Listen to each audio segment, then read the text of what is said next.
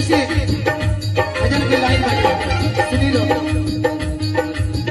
हरियर बसवा के पटिया मनैया, हरियर बसवा के पटिया मनैया, सुंदर बिछैया सनिया पलंग हो, सुंदर बिछैया सनिया पलंग हो, सुंदर बिछैया सनिया।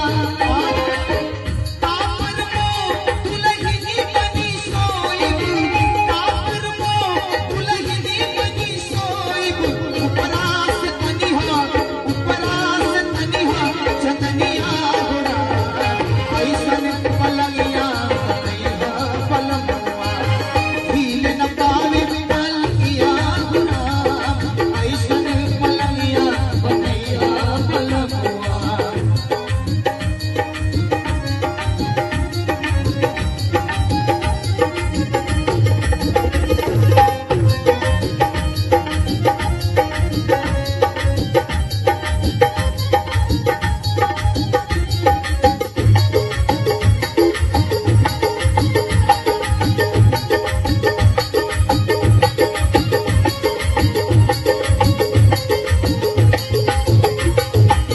पहिले तरे संगे चोली पहिरैहा, पहिले तरे संगे चोली पहिरैहा, नदिया में सोन के नथुनिया पलंग हो, नदिया में सोन के नथुनिया पलंग हो, नदिया में सोन के नथुनिया।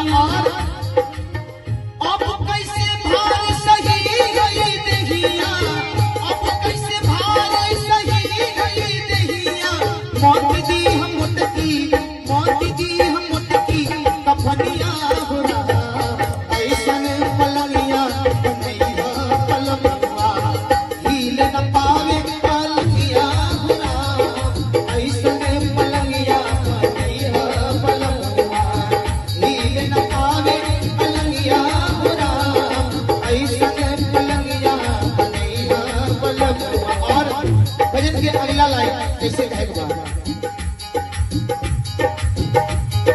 लाल लाल लाल होठ